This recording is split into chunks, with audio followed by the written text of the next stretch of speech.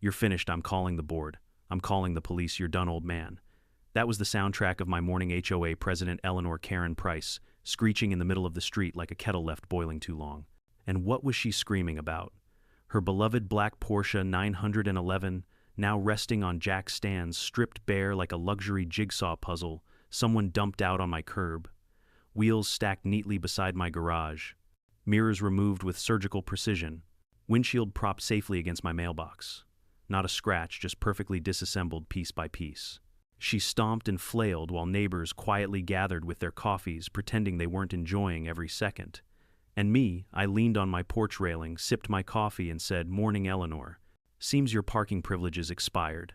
How did we get from her blocking my house every morning to me turning her Porsche into designer scrap metal without breaking a single law? Stick around. It's one for the books. But first, tell me you're watching from where and what time it is, and hit subscribe if you enjoy seeing HOA bullies learn the hard way. If you've ever lived under an HOA, you already know there are two kinds of people in neighborhoods like mine. The quiet ones, folks who just want to mow their lawn, watch their grandkids on weekends, and be left in peace. And then there are the self-appointed royalty types, the ones who think a clipboard and a title make them God's personal traffic warden.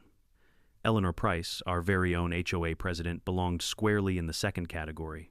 But before she became my daily alarm clock, screaming about bylaws and common area authority, life in Oak Ridge Estates used to be simple. I moved into this neighborhood over 20 years ago with my late wife Marlene. She loved the way the oak trees arched over the street like old friends holding hands. She loved how quiet the mornings were and how the birds sounded like they were arguing cheerfully about breakfast. She loved the house most of all, a brick one-story with white trim and a driveway she insisted we repave with stone pavers because she said asphalt looked sad. After she passed, I kept everything exactly the way she left it. The roses she planted beside the mailbox, I still prune them every spring.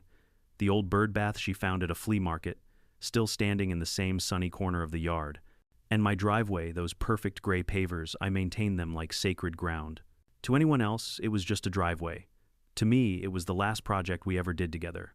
So when someone disrespected that space, well, let's just say I didn't take it lightly. For most of the 20 years I'd lived here, the HOA was harmless. Mostly retired folks who just wanted to keep the neighborhood nice. Then they elected Eleanor. I remember the first time I saw her stepping out of a glossy black Porsche like she'd arrived for a photo shoot instead of a community meeting. She wore oversized sunglasses, heels too high for a suburban cul-de-sac, and a blazer so stiff it could have doubled as armor. Every sentence she spoke had the tone of someone who'd spent a little too long imaging herself running a Fortune 500 company. Instead of a homeowners association made up of 37 houses and one sad little park bench. Still, at first I didn't think much of her. People like that burn hot but flame out quick. Or so I thought. Then things escalated. It started the way all HOA nightmares do, with a letter. A thin white envelope taped to my door like a little surrender flag. I'd been restoring a vintage Chevy truck inside my garage. The project was taking a bit longer than expected, so one afternoon I rolled the truck half out to give myself more space to work. Only half out, still on my own driveway, not blocking the sidewalk, nothing illegal or unsafe. But that was enough for Eleanor.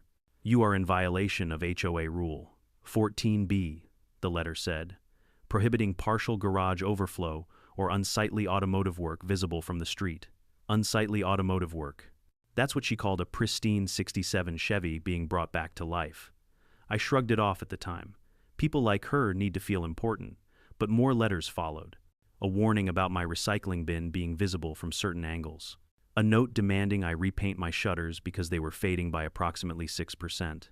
A threat of fines because my grass had inconsistent height patterns. I wish I were exaggerating. Still, I stayed polite. Quiet. Reasonable. Because that's who I am. Besides, she never crossed the line from annoying into personal. Not yet. Everything changed on a Tuesday morning in late August. I walked outside with my mug of coffee, ready to head to the shop. The sun was just rising, casting that soft gold light that makes everything look peaceful. Until I saw it. Her Porsche. Sitting directly in front of my house. Not in front of hers, not down the street, not even in a guest spot, no. She parked it directly in front of my driveway.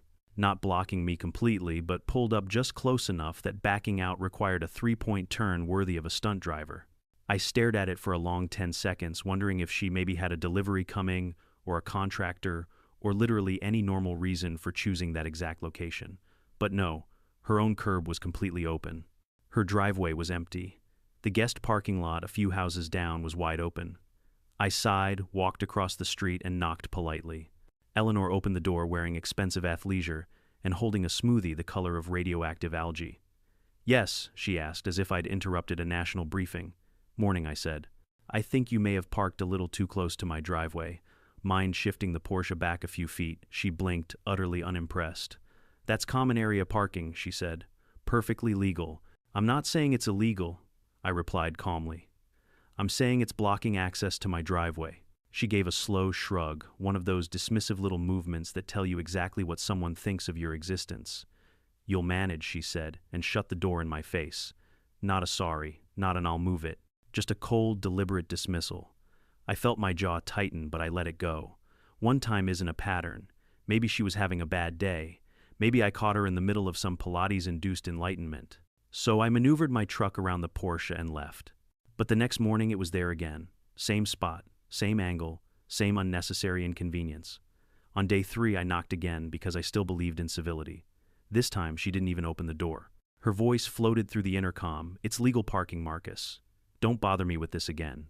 I stood there in the morning haze, staring at her stupid camera lens, realizing something critically important. This wasn't an accident. This wasn't coincidence. This wasn't even about parking. This was a power move, a message, a psychological HOA turf war, and she wanted to show me that she made the rules, not me, that she could inconvenience me anytime she felt like it, that she was untouchable and I was just another homeowner she could boss around. And if you've ever dealt with a true textbook Karen, you know exactly the kind of smug satisfaction they get from petty dominance. But here's the thing. I may be quiet. I may be patient. I may be old. But I'm not weak. And I'm not someone you push into a corner. Especially not in front of my house. Especially not in front of Marlene's driveway. That was the moment something shifted. Not in anger. No anger is too messy. What I felt was clarity. A cold, precise sense of purpose. If Eleanor wanted a battle over parking courtesy and boundaries, then I was going to give her one. And I was going to win it the one way she'd never expect, not with shouting, not with intimidation, not with HOA politics, but with the one thing I've mastered better than anything else in this world: tools, logic, and mechanical perfection. She had just parked her Porsche in front of the wrong house, and she had absolutely no idea what was coming next. For the next several mornings, it became a routine, no, a ritual. I'd step outside with my coffee, breathe in the cool air, and there it would be, Eleanor's Porsche 911 draped arrogantly across the curb in front of my house like it was posing for a magazine shoot. The paint shimmered, the chrome gleamed, and the whole thing practically radiated smugness. Not because the car was smug, cars are innocent, but the driver, different story. On day 4, I tried something different. Instead of knocking on her door again, I left a polite note under her windshield wiper. Nothing dramatic, just "Good morning. Please avoid parking directly in front of my driveway again. It obstructs access. Thank you." Short, polite, civil. The next morning I found my note, stuffed into my mailbox, crumpled into a tight little ball like a spitball aimed at my dignity. That was the morning I stopped pretending this was anything but deliberate. By week 2, the Porsche's presence in front of my house became as predictable as sunrise. Neighbors noticed. Old Mr. Patterson, 2 houses down, shook his head every time he walked past. "Woman's got no shame," he whispered one morning. "She fined me last month because my garbage can wasn't facing the street properly. The wheels were turned the wrong direction," she said. "Mrs. Klein," a retired schoolteacher, told me, "she's been bullying folks around here ever since she became HOA president. But nobody wants to speak up. She knows the rules better than anyone and twists them like pretzels." I didn't realize it then, but the entire neighborhood had been holding its breath for someone, anyone, to stand up to her. And without meaning to, I was becoming the poor soul elected by fate. One morning, after nearly clipping her car while backing out, I decided enough was enough. I strode across the street and knocked firmly on her door. She opened it, halfway blocking the entrance with her body, like she didn't want me contaminating her oxygen supply. "What now?" she muttered, arms folded. "You're blocking my driveway again," I said, as calmly as possible.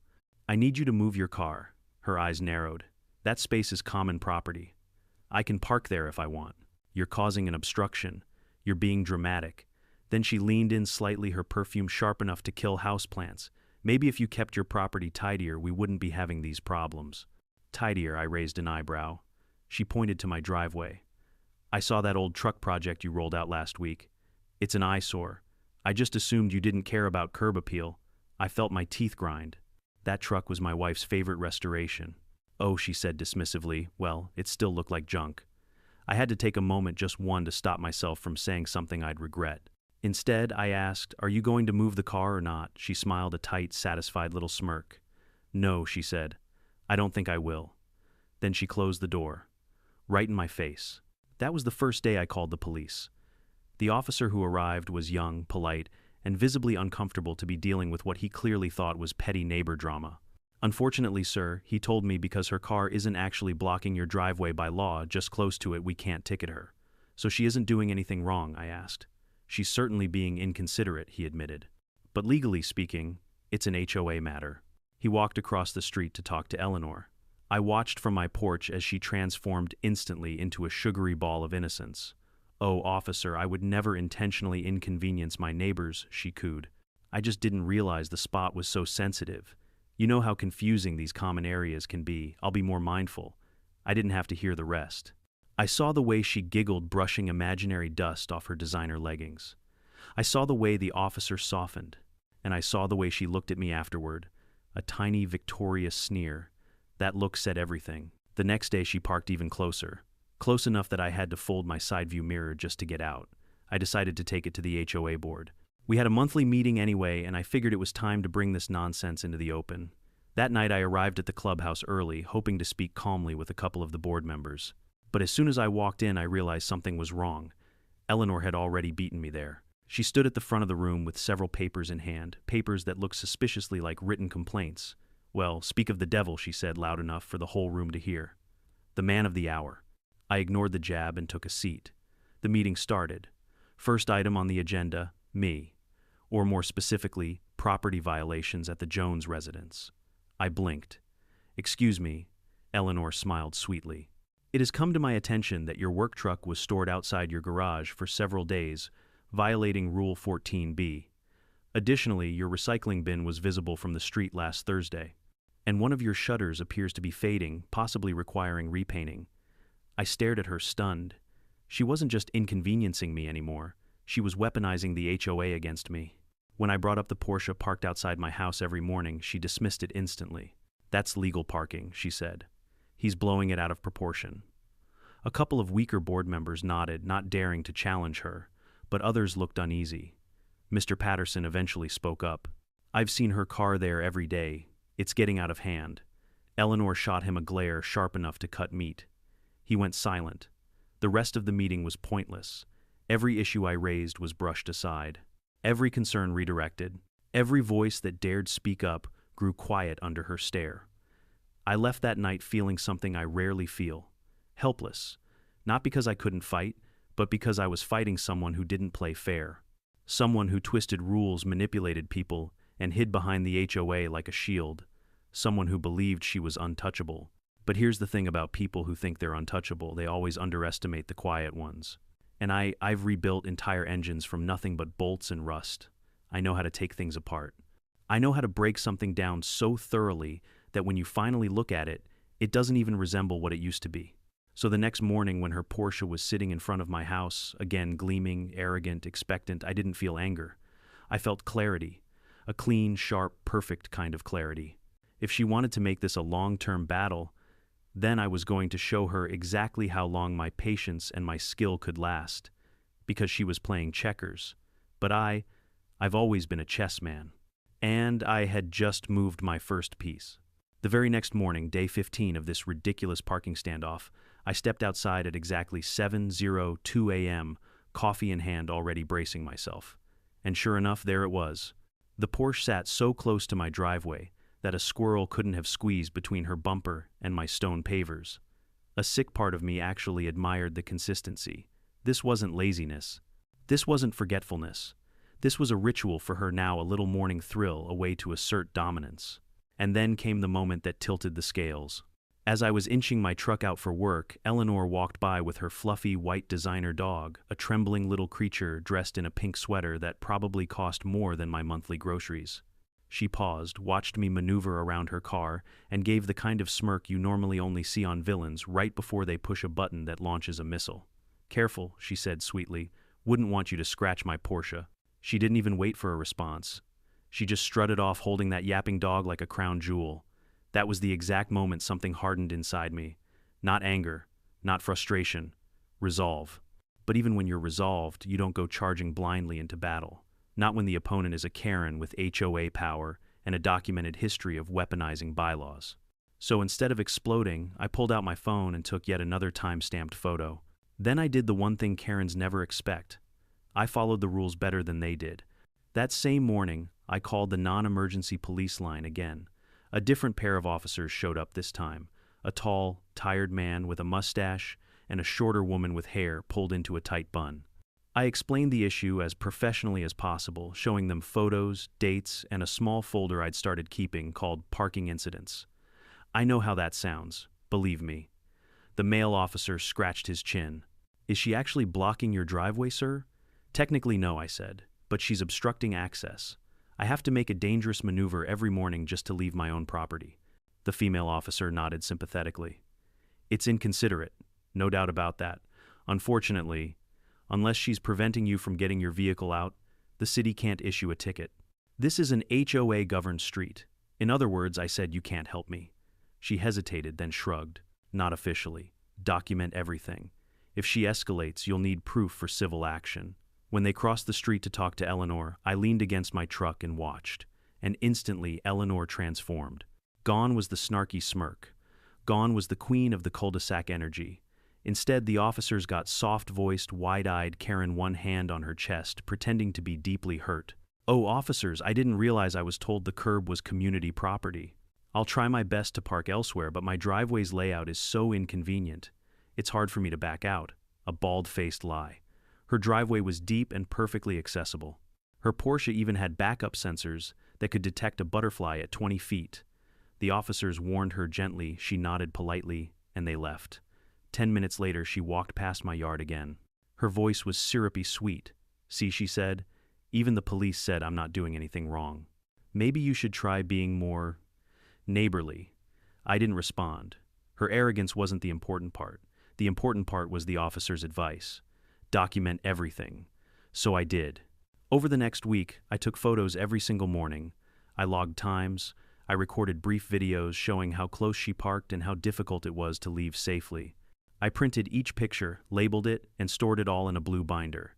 Neighbors began quietly cheering for me. Mrs. Klein would whisper, "Get her, Marcus." Mr. Patterson would murmur, "'Bout time someone stands up to the witch." But nobody wanted to be public about it. Karen had burned too many people already. I didn't blame them. I didn't need a cheering squad. I needed evidence. Because if I was going to push back, I wanted it to be righteous, undeniable, and absolutely legal. One morning I got fed up enough to try tow trucks again. I hadn't forgotten how she'd scared off the last company, but I wasn't done yet. I called 3 different towing services. One hung up as soon as I mentioned HOA dispute. Another politely declined. The third said they'd try. When the tow truck arrived, it made that beautiful beep, beep, beep sound as it backed up to her Porsche. The driver hopped out, a big guy with forearms thicker than my legs. "You authorize removal?" he asked. "Yes, it's obstructing access to my driveway," I replied, handing him the paperwork I'd prepared. He nodded and got to work. But right on cue, Eleanor burst out of her house like she'd been launched. Her hair was in curlers. Her pajamas were neon green. Her voice was nuclear. "What do you think you're doing?" she screeched. The tow operator ignored her. He was a professional. She marched right up to him. "I am the HOA president. I am ordering you to stop." He didn't even blink. "Ma'am," the homeowner requested removal. "I have every right to you touch that car, and I will sue you. I swear I will drag your entire company through the courts. I'll have your license revoked. I'll make sure you never tow another vehicle in this state again." The driver paused. I saw the hesitation, the calculation. A simple tow job wasn't worth months of legal hell. "Sorry, sir," he whispered to me. "She's too much trouble." And just like that, he unhooked the Porsche and drove away. Eleanor watched him go with a victorious smirk, then turned to me, arms crossed triumphantly. "You really should stop embarrassing yourself," she said. "You won't win this." Then she strutted back inside like she'd just conquered Rome. I stood there, jaw tight, fists clenched. not in rage, in realization. I couldn't win playing her game. I couldn't win using her rules. She had the HOA under her thumb. She could bully tow drivers. She could rewrite reality in front of police. But there was one battlefield she couldn't control. The law. Real law. Not her twisted HOA interpretation of it. And suddenly, I knew what my next move was. That night, I pulled out every HOA document I had. The bylaws, the covenants, the city municipal codes, state property statutes. I sat at my dining table with a highlighter, reading glasses, and a pot of black coffee. Hours passed. Then it happened. I found something. A city ordinance about repeated obstruction of access. A state statute about persistent nuisances caused by improperly parked vehicles. HOA rules about harassment or targeted action toward another resident. And even better, another rule about vehicles left unattended causing safety hazards. If a vehicle creates a nuisance, the property owner has the right to remove or abate that nuisance, and nowhere did it specify how. The wording was vague, beautifully vague. My mind clicked like an engine purring to life. She thought she was untouchable. She thought she could bully everyone with her title. But there's something about mechanical men like me. Give us a problem and we'll take it apart piece by piece, literally. That night, as I closed my binder full of evidence and highlighted statutes, I whispered to myself, "You want to play games, Eleanor Fine? Let's play my game." What I didn't know yet, what she definitely didn't know, was that this game would end with her Porsche looking like a high-end jigsaw puzzle scattered across my curb, and I would sleep better than I had in months. I've always believed a man's greatest strength isn't his fists, it's his patience. Patience builds engines. Patience restores classic cars. Patience turns an old man with a wrench into the only line of defense between chaos and craftsmanship. So when I decided to deal with Eleanor Karen Price once and for all, I didn't act out of hot-headed anger. I acted with the kind of cold, steady deliberation you develop only after 6 decades on this earth. The first step wasn't grabbing my tools. It was grabbing my notebook. For the next few days, I did nothing that she could interpret as retaliation. Nothing confrontational, nothing aggressive. I let her fall back into her rhythm, the rhythm of entitlement. At 7:10 every morning, her Porsche slid into place like clockwork. Sometimes closer to my driveway, sometimes further. Occasionally angled as if she were experimenting with the maximum annoyance achievable within the boundaries of physics. She'd walk away without looking back. Never once did she acknowledge the inconvenience she caused me or the danger she added to the road. But I didn't glare, didn't complain, didn't even poke my head outside when she passed. I let her think she'd won. That's the thing about people like her. They only understand pressure when you remove it. Take away the resistance and they get sloppy, careless, comfortable. And comfort makes arrogance predictable. While she was busy admiring herself in the HOA clubhouse windows, I was busy setting up my operation. My garage, usually the birthplace of restored Corvettes and polished Fords, became a war room. Every evening I spread out city codes, HOA bylaws, and printed copies of parking regulations like they were blueprints to a castle I was preparing to siege. I highlighted every sentence that mentioned obstructions, every clause that allowed removal of public nuisances, every paragraph that justified action necessary for safety or access. I took notes like a student studying for finals. Half of me felt ridiculous. The other half felt alive. The deeper I went, the more I realized something important. Eleanor had spent years bullying people using the bylaws, but she didn't actually understand the laws she waved around like a sword. That's the thing about tyrants, they rarely read the fine print, but I did, and that fine print became my arsenal. Once I had the legal framework mapped out, I needed documentation. I'm a mechanic, not a lawyer, but I've lived long enough to know the value of evidence. If things escalated, and with Karen, that was guaranteed, I wanted to stand unshakable. So I took pictures every morning. Not just pictures, strategic pictures. Wide shots to show street layout. Close shots to show distance to my driveway. Side angles to show sightline obstruction. Photos with the newspaper in frame to prove date. I recorded short videos showing how I had to maneuver dangerously close to her bumper just to leave my own home. I even printed out a map of our cul-de-sac and marked the parking patterns over 2 weeks. By day 7, my blue binder was nearly full. By day 10, it was overflowing. Every page was another nail in the coffin of her inevitable downfall. But legal groundwork wasn't the only thing I was preparing. I was also cleaning, sharpening, and organizing my tools. That part honestly felt therapeutic. I lined my socket wrenches by size on the workbench, polished the steel of my pry bars, checked the torque setting on my impact wrench, even replaced the worn pads on my creeper board. I wasn't preparing for destruction. I was preparing for art. Because if I was going to take apart a Porsche 911, I was going to do it with the same precision I applied to every classic car that ever rolled through my garage. Every bolt I removed would be accounted for. Every part neatly stacked. Nothing damaged, nothing broken. What I intended to do wasn't vandalism. It was non-destructive mechanical disassembly. A phrase that sounds boring until you consider how devastating it is to someone like Eleanor. Once my tools were ready, I drafted the most important weapon of all. A letter, not a handwritten note, not a folded scrap of paper tucked under a windshield. A formal, legally formatted, meticulously referenced document. It cited Municipal Code 6.41 subsection C. Property owners may abate ongoing nuisances obstructing access or safety. It cited HOA Bylaw 4. 7. A no resident shall repeatedly utilize shared or public space to harass or target another resident. It cited State Vehicle Statute 18-244 vehicles creating persistent safety hazards may be relocated or rendered inoperable for removal. The last line of the letter was my favorite. Failure to cease obstruction may result in removal, relocation, or partial disassembly of said vehicle as allowed by law. This letter serves as the final notice. I printed 2 copies, one to mail via certified mail signature required, the other laminated, sealed, and placed in my blue binder. On Friday afternoon, I watched from my window as the postal worker knocked on Karen's door. I watched Eleanor sign for the letter with a bored flick of her wrist. Good. Let her be bored. Let her ignore it. Because ignoring it was the final green light I needed. Saturday and Sunday passed without the Porsche appearing. At first, I thought she might have backed down. Maybe she'd finally realized I wasn't playing around. Maybe she had more sense than I gave her credit for. But then Monday arrived. At 7:03 a.m., I heard the sound. That familiar low purr of a German engine tuned for vanity more than performance. I lifted my blinds just a crack, and there she was. Karen pulled up in front of my house, slowed to a crawl, and parked her Porsche deliberately, almost theatrically, half an inch closer to my driveway than she ever had before. She stepped out slowly, adjusted her sunglasses, straightened her blazer. Then she turned and stared directly at my window. A challenge, a taunt, a declaration. She actually smirked before walking off, and I smiled.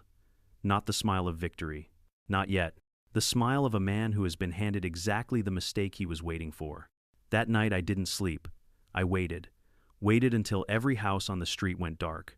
Waited until the last porch light clicked off. Waited until the cicadas were the only witnesses awake. At 2:14 a.m., when the world was silent, I opened my garage. The sound of my rolling toolbox echoed like a war drum. Every clink of metal on metal, every wheel of the floor jack rolling over concrete. Every soft hiss of air as I checked pressure on the jack stands. This wasn't revenge. This was engineering. This was justice by way of grease and torque. This was years of mechanical experience finally finding a very deserving canvas. When I stepped outside with my tools under the moonlight, I didn't feel anger. I felt clarity. Calm, steady, unwavering clarity. Karen thought power came from yelling, from titles, from fear. But real power, it comes from knowledge, from precision, from the quiet confidence of a man who knows exactly what he's doing. I approached her, Porsche placed my hand on the hood and whispered, "Let's get started." Because if she wanted to misuse the rules, I was about to use them better. And by the time the sun rose, her precious Porsche wouldn't be blocking anything ever again. There's something almost sacred about a neighborhood at 2 a.m. The streetlights cast long, soft shadows. The cicadas hum like a quiet choir. The wind carries the smell of freshly cut grass from 3 houses down. Everything feels still, like the whole world is paused.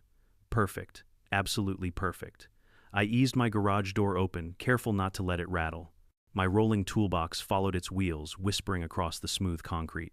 Then came the floor jack, my trusty steel beast, low profile, smooth, silent, capable of lifting a small tank if I asked it to. I had one goal tonight. Not to punish, not to destroy, but to teach. Teach Eleanor that boundaries matter.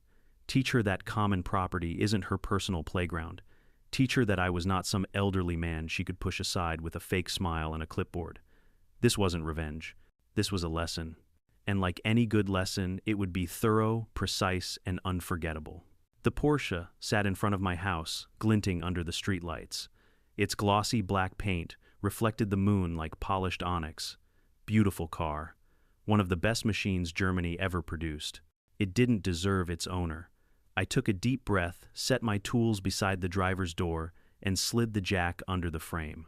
I located the factory-approved lift points. Years of working with European cars had taught me exactly where a Porsche would complain if lifted wrong. But I wasn't about to make mistakes tonight. This needed to be perfect. With slow, deliberate pumps of the handle, the front of the Porsche rose off the pavement. The soft groan of metal and hydraulic pressure was a lullaby to my mechanic's heart.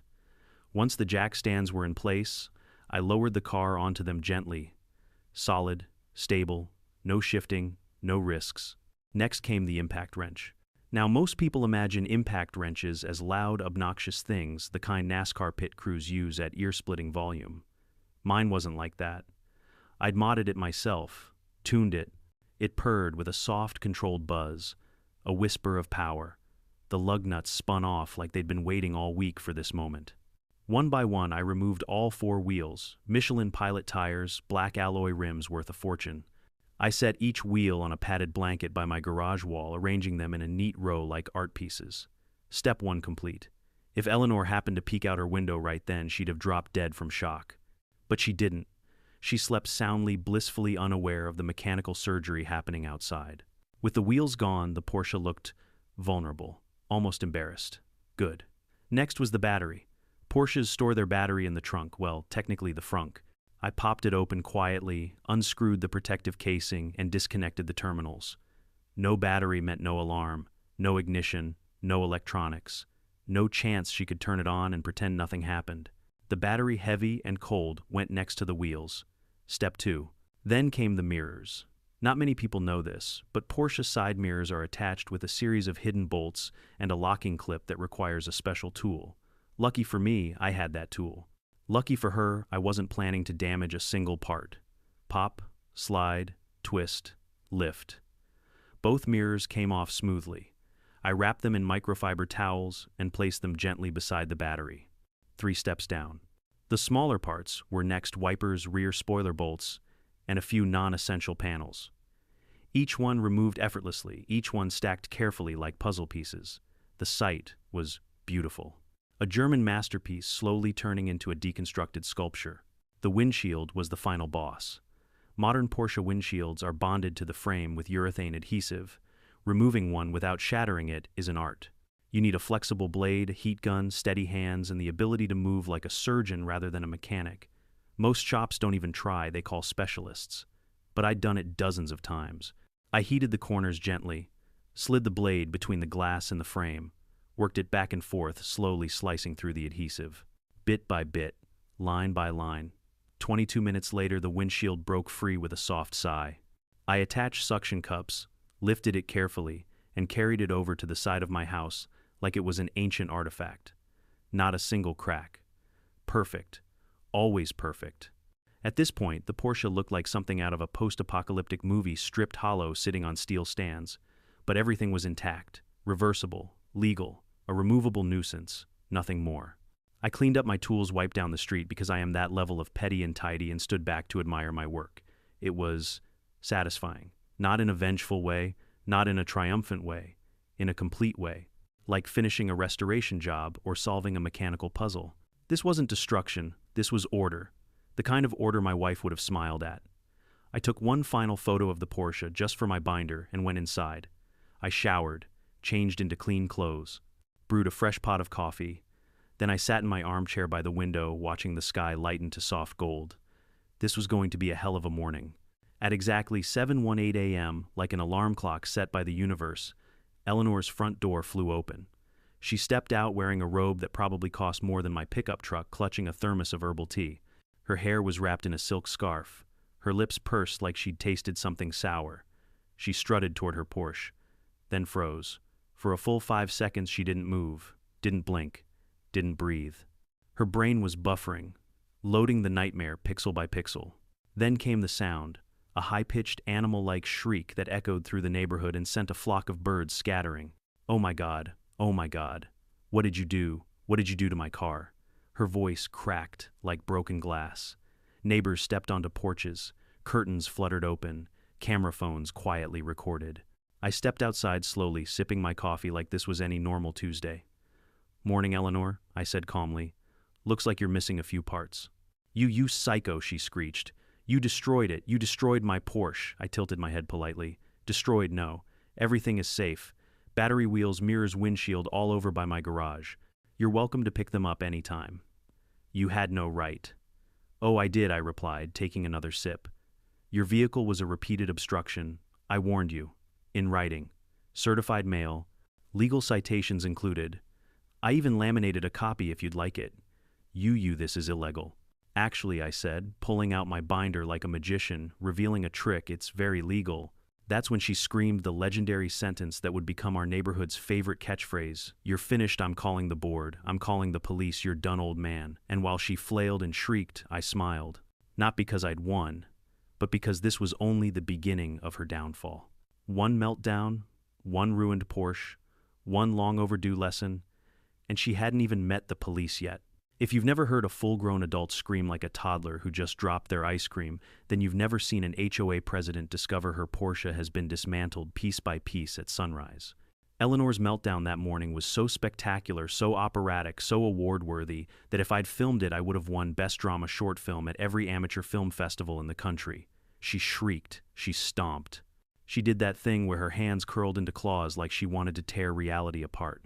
And the whole time, neighbors kept inching closer, some pretending to water their lawns, some walking their dogs for the third time that morning, some straight up holding their phones at chest height, secretly recording the chaos. But this wasn't the grand finale. This was the intermission. Because right after her screaming fit finished echoing through the cul-de-sac, she pulled out her phone, jabbed her finger at the screen, and screeched 911 yes. "I want to report a crime." Oh, I smiled so wide I felt the wrinkles stretch. The same two officers showed up, the polite young guy and the stern woman with the neat bun. Their cruiser rolled to a stop and they stepped out, both blinking rapidly as they took in the sight of the Porsche's skeletal remains sitting on jack stands like a German luxury carcass. The female officer raised an eyebrow. "Mr. Jones?" I nodded politely. "Good morning, officers." Before they could say anything else, Eleanor launched herself at them like a bat out of HOA hell. "Arrest him. Arrest this man right now. He destroyed my car, my beautiful car. He's dangerous, he's unstable, he's insane." She was shaking. Her voice cracked with hysteria. If she'd had pearls, she'd have clutched them hard enough to snap the string. The officers tried bless them to calm her down. "Ma'am, please no, do your job." Eleanor screamed, jabbing her finger toward me like she was presenting Exhibit A in a courtroom drama she'd rehearsed all night. The female officer cleared her throat and turned to me. "Sir, can you explain?" "With pleasure," I said. I walked calmly back into my house, retrieved my binder, and returned with the laminated letter in one hand and a stack of time-stamped photographs in the other. I handed them over like a waiter delivering a well-plated dish. The officer flipped through the photos, reviewed the letter, checked the certified mail receipt, Eleanor's signature shining like a beacon of arrogance. Her expression went from shocked to impressed to something dangerously close to, "Ma'am, you have officially messed with the wrong person." Then she delivered the verdict. "Ma'am," the officer said coolly, "based on the documentation, Mr. Jones issued multiple warnings, including a legally formatted notice. He has removed parts of your vehicle without causing damage. This is a civil matter, not a criminal one. We cannot arrest him." The male officer coughed to hide a laugh. Eleanor's lower lip trembled like a loose bolt. "What do you mean you can't arrest him? Look at my car." "I see your car, ma'am," the officer said evenly, "but every action taken was reversible and documented. You were clearly warned. He acted within his rights under property abatement statutes. You can't be serious," she screeched. "He dismantled a Porsche." "Yes, ma'am," the officer replied, very neatly. Behind them, 3 neighbors snorted loudly. Another nearly dropped his coffee, trying not to laugh. I don't believe in humiliating people for fun, but even I couldn't deny it was a poetic moment. Eleanor had spent years lording over everyone with her HOA crown, and now she was powerless. Standing in her robe, screaming at the law, with half the neighborhood watching. The officers left soon after with a final piece of wisdom for her. "If you want the vehicle reassembled, you'll need to contact a professional mechanic. And we suggest resolving this civilly." When the cruiser pulled away, Eleanor spun around like she had whiplash. "You think this is over?" she hissed at me. "You think you've won?" I sipped my coffee calmly. I think I said your parking privileges have expired. That scream she let out could have cracked windshield glass. Over the next hour, a flatbed tow truck arrived. The operator stared at the car's corpse. Sir, ma'am, I'm gonna need 2 trips. Neighbors gathered sipping coffee like they were watching the morning news. The tow truck operator struggled to winch the wheelless Porsche onto the flatbed. Then he had to come back for the wheels, mirrors, battery, and windshield. By the time he finished, Eleanor looked physically deflated, like someone had slowly let the air out of her. Her posture slumped, her voice hoarse, her robe askew, her tyranny cracked. But she wasn't done, not by a long shot. 3 days later, I received a letter, a very thick letter. A letter embossed with the name Law Offices of Burton and Stevens representing Eleanor Price. Inside was a lawsuit for $500,000.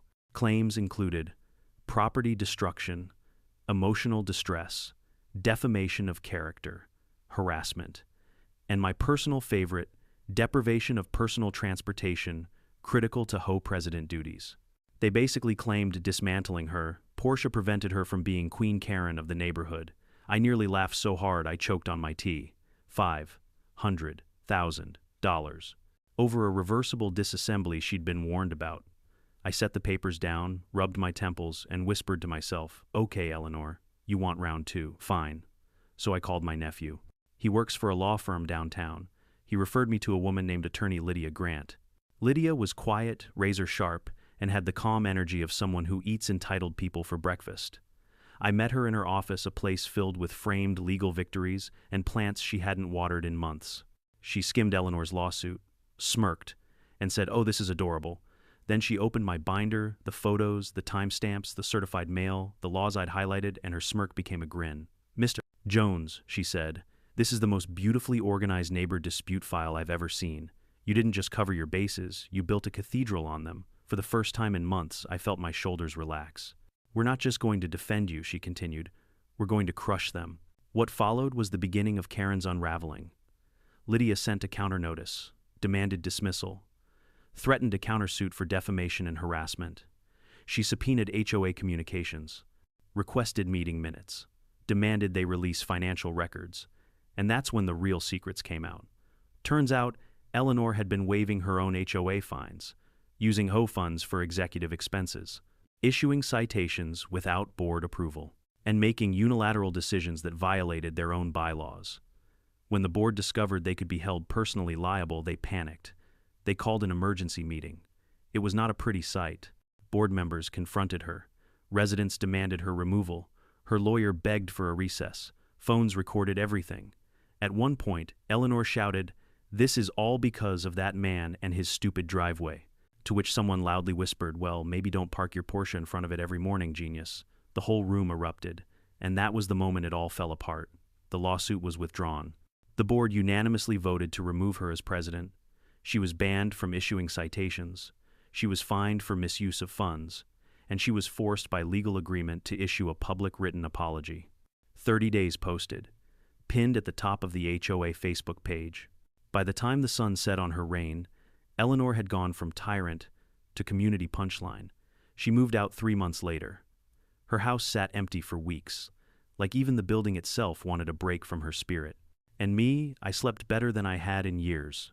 You'd think that after the lawsuit collapsed, after the board booted her from power, after her apology letter became the most screenshot post in HOA history, Eleanor would finally learn her lesson. But some people don't learn. They endure like a stain on your favorite shirt. Even when the color fades, the outline remains. The weeks after her downfall were interesting. Some mornings I'd see her peek through her blind's eyes, puffy hair unbrushed, just to check if I was outside. If I happened to be standing on my porch drinking coffee, she'd slam the blinds shut so fast I swear she left a dent in the wall.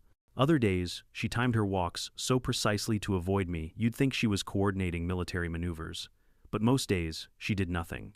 No clipboard, no HOA vest, no barking orders at teenagers or lecturing dog walkers about leash lengths. Just silence. The kind that feels heavy, the kind a person makes when their world has shrunk around them.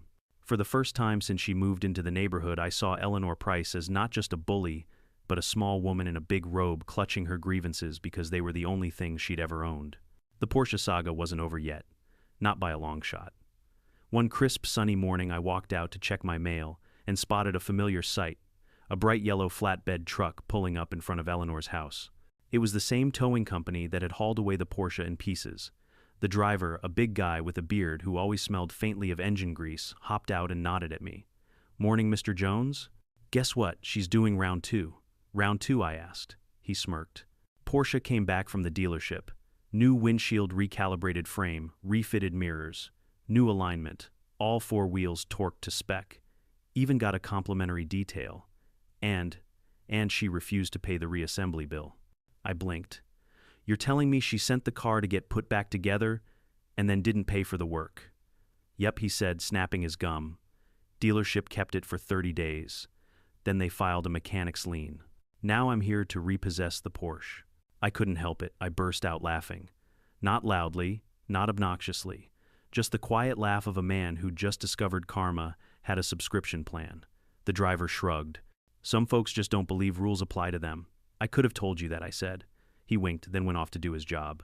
10 minutes later, the Porsche, fully reassembled and looking brand new, was chained to the flatbed and disappearing down the street like a defeated knight being dragged off the battlefield. Eleanor watched from her window. She didn't scream this time.